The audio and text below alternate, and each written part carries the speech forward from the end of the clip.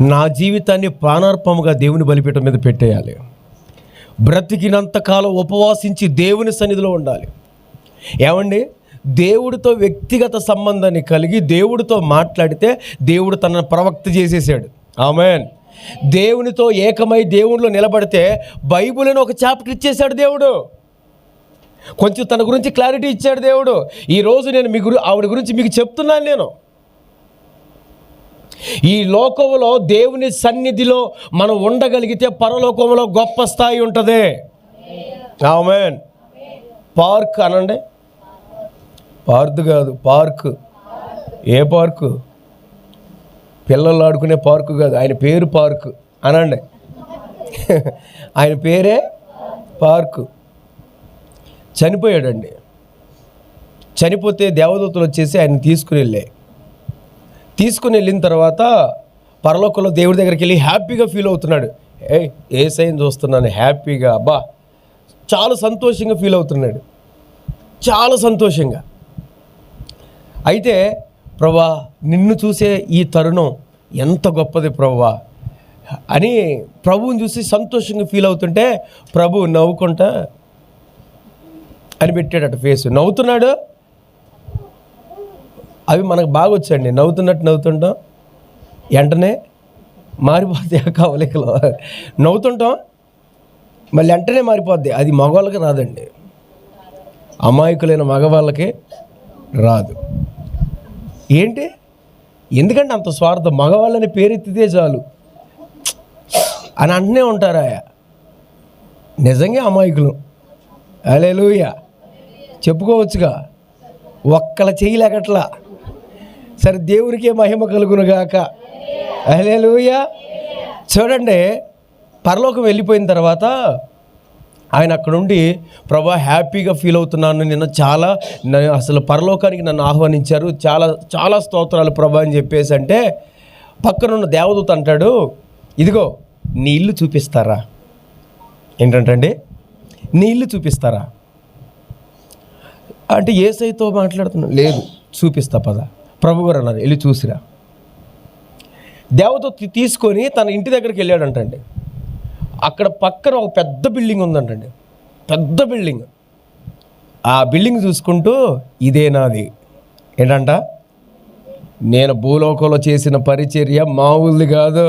నేను భూలోకంలో ఎడతెరపు అసలు ఏమాత్రం వర్షానికైనా ఒకవేళ తుఫాను వస్తే ఆగిద్దామో కానీ నేను మాత్రం ఆగలేదు. నేను చేసిన పని, నేను చేసిన విధానం, పాటలో ఏవో మామూలు లేదు అని హ్యాపీగా ఫీల్ అవుతూ ఈ సేవకుడు వెళ్తూ అక్కడికి వెళ్తూ ఉంటే, బాబు అది కాదు మీది, అది కాదు మీది. దాని పక్కన ఉన్నదేమనుకుని వెళ్తున్నారు. తీరా చూస్తే దాని పక్కన ఏమి లేవు, వేరే వాళ్ళు ఉన్నాయి. నడుచుకుంటూ వెళ్తున్నారు.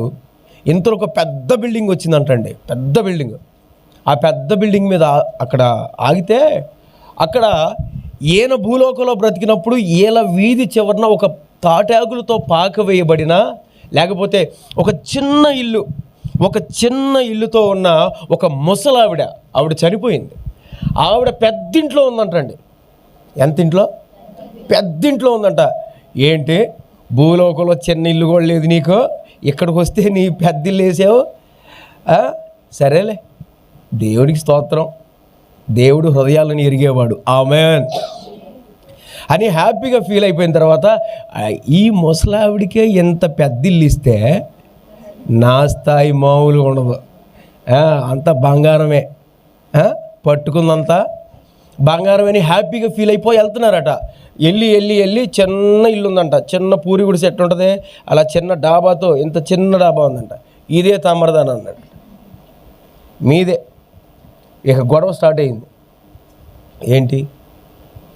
ఆ ముసలిదానికేమో పెద్ద ఇల్లు ఇచ్చారు, నాకేంటి చిన్నది ఇచ్చారు?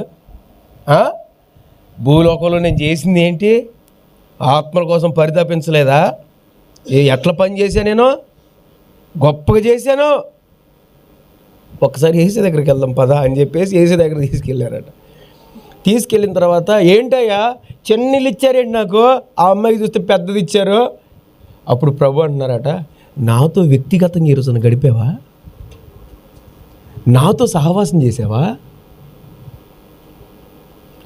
నాతో సరిగ్గా మాట్లాడేవా? ఎప్పుడు పని పని పని పని. నా పని చేసావు, నేను కాదన్ను, కానీ నాతో సహవాసం చేసావా? ఆ ముసలావిడ మరి ఏంటి ప్రభు అని అంటే ఆవిడ అప్పుడు చెప్తున్నాడట, ప్రభు చచ్చిపోయే పరిస్థితిలో మంచం మీద పడుకొని, దేవా నా గ్రామం కట్టబడాలి ప్రవ్వా, నా ఊరు కట్టబడాలి ప్రవ్వా, నా ఊరు నీ వైపు తిరగాలి ఆమేన్ అని ప్రార్థన చేసి చేసి చేసి ప్రార్థన చేస్తూ చచ్చిపోయిందంటండి. చచ్చిపోయే పరిస్థితిలో మంచం మీద పడిపోయి, ప్రభా ఇక నేను చచ్చిపోయినా పర్లేదు, నేను చచ్చిపోయిన తర్వాత అయినా సరే ఈ ఊరిని బాగు చేయి ప్రభా, చిన్న పిల్లలు ఇష్టం వచ్చినట్టు బతుకుతున్నారు, దయతో కృపజూపు ప్రభా, కృపజూపు అని ఏడుస్తుందంట. అలా ఏడుస్తూ ఏడుస్తూ ఏడుస్తూ చనిపోయింది. మనం కూడా చచ్చిపోయే ముందు ఎట్లా చేస్తాం తెలుసా? అది నన్ను అసలు చూడలా, ఆడు నన్ను చూడలా, ఇలా జీవితాలు నాశనం అయిపోవాలి అనేవాళ్ళే తప్ప దీవించేవాళ్ళు ఒక్కళ్ళు కూడా. మరి ఆవిడ ముసలితనంలో ఉందా, లేకపోతే ఆయన ముసలాయనలా మరి మంచిగా చూసుకోవాలనుకునే వాళ్ళు కూడా లేరు. వాళ్ళకి పెద్ద పైత్యాలు ఉంటాయిలేండి, కొద్ది పెద్దది వీళ్ళకి ఉంటాయా ఉండవా? మంచిది పెట్టినా నచ్చదు, కొంచెం మంచి చేసినా నచ్చదు. మా మామ ఉన్నప్పుడు మా మామ చుట్టూ అందరూ జోరేగలు వచ్చాయి. అన్నీ ఏ ఏగలో జోరేగలు వచ్చాయి.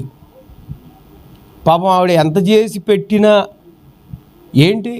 ఈరోజు ఏమి వండారు? కూర 5 వండారు. చల్లగా పెట్టారా, ఎచ్చగా పెట్టారా? ఓరే నాయన, ఈ డబ్బా రేకులు ఉన్నాయి, ఏం చేయాలో కూడా తెలియదు. చల్లగా పెట్టారా, ఎచ్చగా పెట్టారా? ఎట్ట పెడితే పెట్టారా లేదా? అట్లా తయారవుతున్నారు. సరే వదిలేయండి, మనకు అవన్నీ వద్దులే, కానీ అవన్నీ మీకు తెలియనియా, కానీ అయినా మనం ప్రేమ చూపించాలి. హల్లెలూయా. తప్పదో, మనకు తప్పదో, అంతే. చనిపోయిన తర్వాత ఉంటే బాగుండు అనిపిస్తుంది. నిజమండి, మా మామ విషయంలో మా మామ ఉంటే బాగుండు అనిపిస్తుంది ఇప్పుడు కూడా. నేను మీటింగ్స్కి వెళ్తే ఇంటికాడ ఒకళ్ళు ఉంటే బాగుండేది, ఇంటి పెద్ద ఒకళ్ళు ఉంటే బాగుండేది. ఎవరు పట్టించుకోరండి. నీ తల్లి పట్టించుకున్నంతగా నీ భార్య పట్టించుకోదు. ఒకవేళ పట్టించుకోవచ్చేమో కానీ తల్లి గుండె ఇంకా అల్లల్లాడిద్ది. అవునా కాదండి? నిజమే, ఇది మాత్రం కన్ఫర్మ్. సరే, నా మాట బాగా శ్రద్ధగానండి.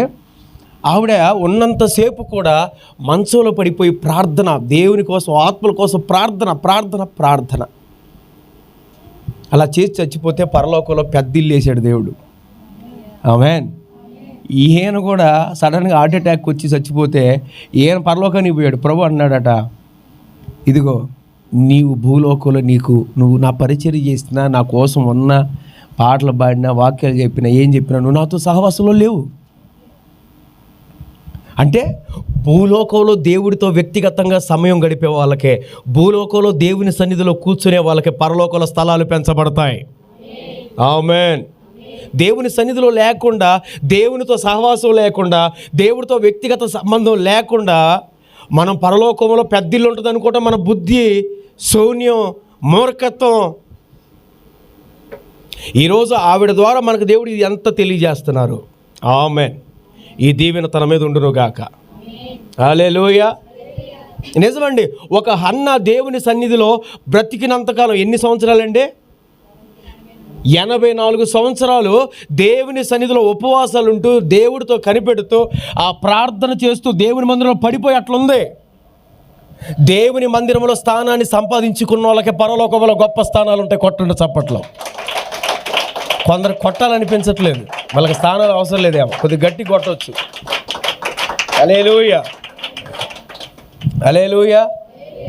పరలోకంలో స్థానాన్ని సంపాదించుకున్న వాళ్ళు గొప్పోళ్ళు అండి. పరలోకములో ఇల్లుని చిన్న ఇల్లు కాదు, పెద్ద ఇల్లు కావాలి. ఈడ కోరావుగా వచ్చిందా? ఈడ కోరావుగా ఇల్లు వచ్చిందా? పెద్ద ఇల్లు వచ్చిందా, చిన్నది వచ్చిందా? మీ అందరి ఇల్లులో నాకు తెలుసు ఒకప్పుడు అన్నీ ఎప్పుడైనా ఇల్లు వర్షాకాలం గిన్నెలు పెట్టుంటాయి. ఎప్పుడు వెళ్ళినా ఆ మంచం ఆడే ఉంటుంది, బెడ్ మంచం మొత్తం దాని మీదే పడుతుంటాయి. కానీ ఈరోజు దేవుడు ఎట్లా చేసాడండి, ఇళ్ళలో కాదు ఇంటి పైన పెట్టిస్తున్నారు ఈ ప్రార్థనలు. హల్లెలూయా. ఇళ్ళలో కాదు ఇంటి పైన పెట్టిస్తున్నారా? రేపు కూడా పైన అట. ఇది మరి ఇది పెద్దది, ఇది పైన ఎంతమంది అయినా పడతారు. కొద్దిగా కట్టించుకోండి, కొద్దిగా అటు పైన పెద్ద పెంచండి. హల్లెలూయా. చూడండి, మనకి ఇప్పుడు కట్టుకున్నాంగా, ఇప్పుడు పరలోకంలో పెద్దది అవ్వాలి. నేను మొన్న చెప్పాగా, భూలోకంలో మనం భర్తను కలిగిన వాళ్ళం, మరి పరలోకంలో పిల్లలు, ఇక్కడేం పిల్లలు కలిగి ఉన్నాం, పరలోకంలో ఇది గమనించుకుంటే 24 గంటలు ఏడుస్తూ ఆవిడలాగా, ప్రభా ఏంటి నా పిల్లలు, ఏంటి నా భర్త అని ఏడుస్తావండి. భూలోకంలో నీకు భర్త ఉన్నాడు, భూలోకంలో నీకు భార్య ఉంది, భూలోకంలో నీకు పిల్లలు ఉన్నారు, మరి వాళ్ళు పరలోకం రాకపోతే